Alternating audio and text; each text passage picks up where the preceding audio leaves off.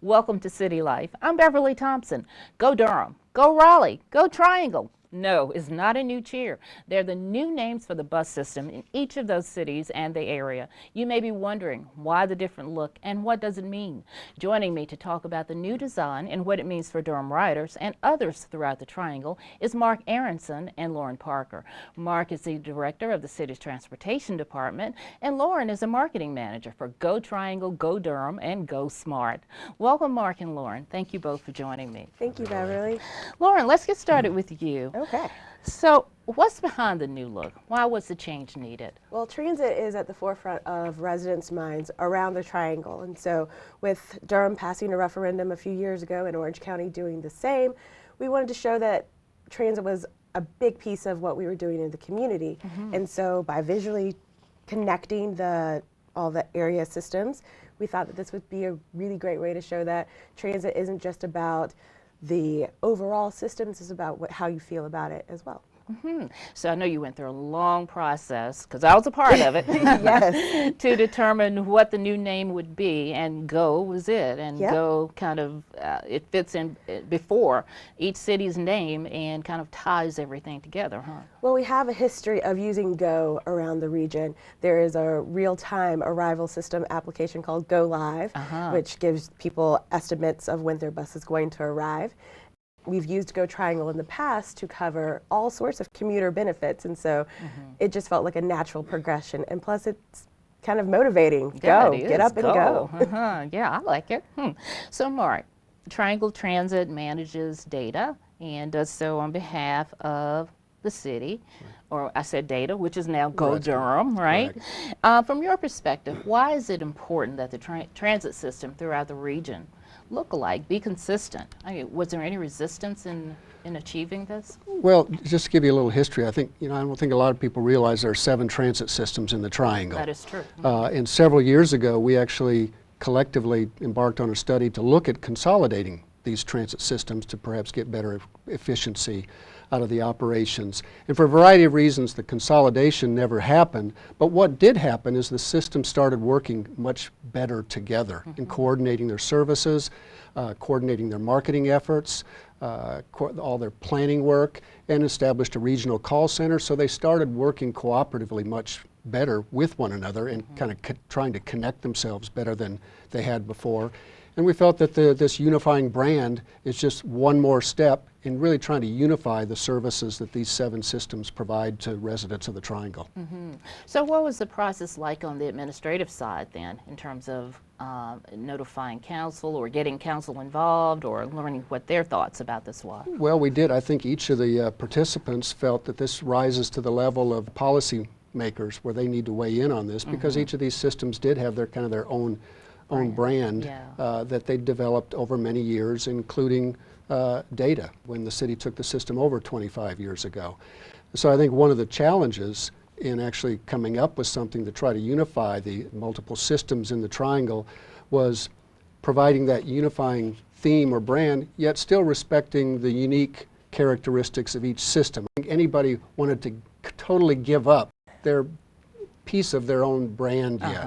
And so we felt that what we came up with kind of accomplishes that. Okay. So Lauren, without getting too granular, I guess, tell us about the process. What brought all of this together, brought all the thought processes together along with the graphic design? So we took all the stakeholders, put everybody in a room, and reached out to other stakeholders, city officials, town councils, city councils, as well as riders and non-riders, and tried to figure out what would make a brand visually appealing. What kind of information do riders need, or non-riders, to make that transition from driving alone to maybe using transit? And so we took all of this information and realized that having a collective brand would make it easier for visitors to Durham or to Raleigh, as well as our current riders, make that connection between, okay, these systems all work together and I can get from one county to the other or one city to the other. How long did the whole process take? Entering year 3, and the overall process will probably take another additional 5, since we're trying to be fiscally responsible in terms of paying for wrapping buses and replacing signs and going through the whole overarching rebranding process. I think this just demonstrates that brands change over time, and we eventually probably would have changed anyway, and we thought this would be a great opportunity as we change these brands to unify the systems. And brands matter. They do. They They do, do. don't Yeah, they? In terms they do. of not just our perspective as administrators, but the public. Because with the brand, they kind of tie everything together and they recognize a trademark that means something. And I think So that's why we hopefully- didn't want to go too quickly. It sounds like it took 2 years to do this. This isn't something that anybody wanted to rush. I hear think ya. people had to take time to absorb this and make sure that it was going to work for them and that they could find this transition would still serve their community's needs as well. So Mark, how will this change impact our riders? In terms of the actual service that they see on the street, it won't change it. It'll change what it looks like, but in terms of the routes that are operated, the schedules that are operated, the hours of service that are provided, that will remain unchanged as a result of the brand. It won't change as a result of the brand change. Now, all the systems, Durham included, are continually making improvements.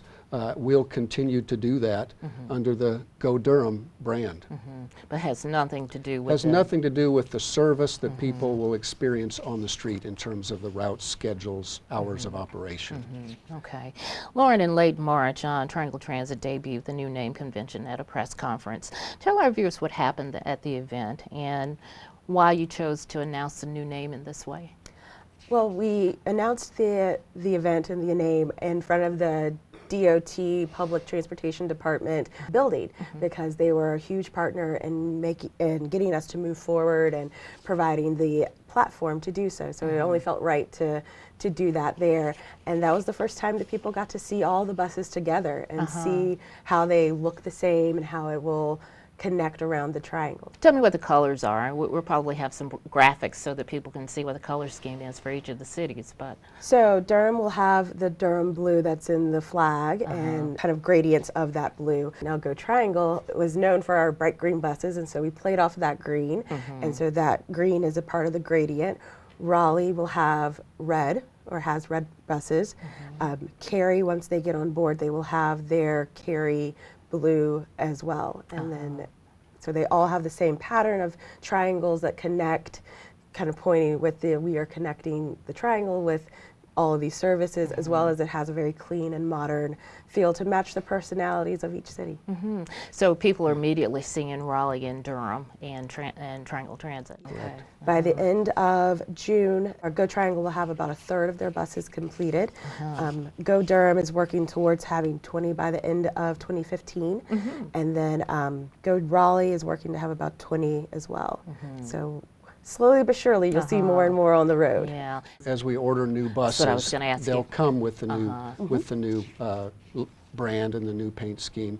But we won't necessarily repaint all the buses in the fleet. As Lauren mentioned earlier, to be fiscally prudent, that if they don't need to be, we generally won't do that. But as they approach the time that they do need to be repainted or we replace these buses, they'll come out with the new brand. So people will see some data buses on the road with the GoDurham and they'll see some of the CAT. ones that exist today yet too, as we For a while. transition for a while. But at some point, they'll all be transitioned over. Eventually they will.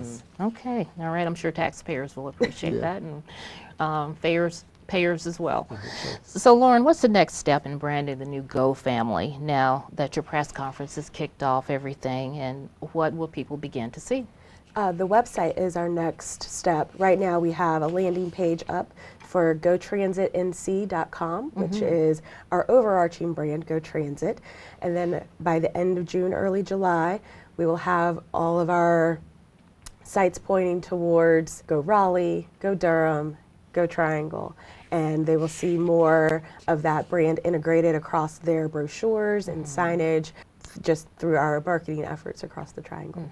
So will signage change here in Durham? Over time. Over time, We've got over 2,000 signs throughout the city. That's just in Durham, so it'll take a while for those to change out. One of the other immediate changes is all the drivers' uniforms. They'll all be in a unifying Go brand, but it'll be Go Durham, Go Raleigh, Go Triangle with their color scheme, but they'll all have the unifying brand as part of their uniforms. Okay, all right. So if our viewers want to learn more about the new naming convention, I won't say new transit system because it's not, but the new names, how can they find out more? GoTransitNC.com Okay. will be the place to visit. Okay, and it has all the information about all the systems? Yes, And it'll point to each system's city site, and then there will also be more information about why we're doing this. As well, there'll be information on their buses. Pick that up either at the station or on the bus. so the brochures are going to change as well? Yep. Okay. Mark, is there anything else you'd like to add?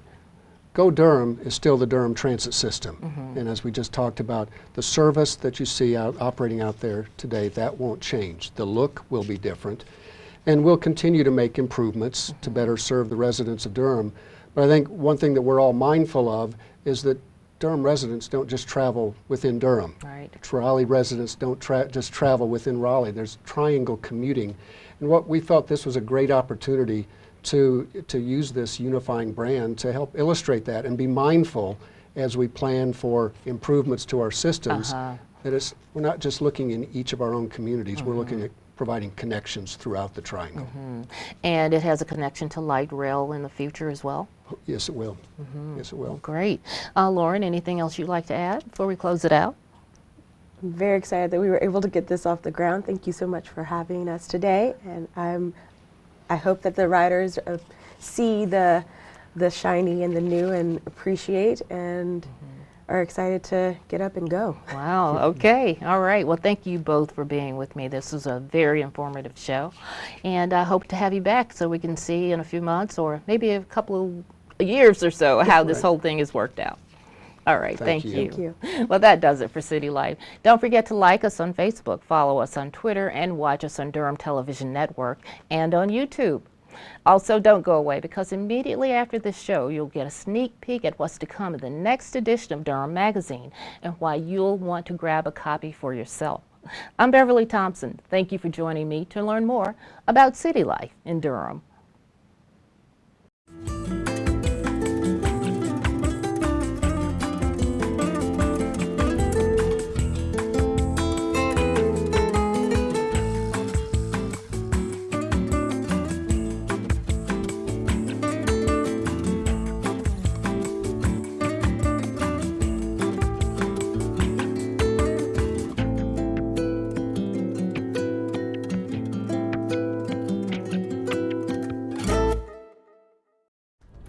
Hi everyone! Be sure to check out our April issue. It's our annual home and garden issue. We go inside the Trinity Park home of Britt Haynes and Dennis Bass, who own Rockwood Furniture. We also talk to local bankers and realtors about Durham's housing market. Everyone is ready for spring, so we take you to some of the city's finest recreational spots. From Sarah P. Duke Gardens to Mount Merrill, a new interactive children's play area at Durham Central Park.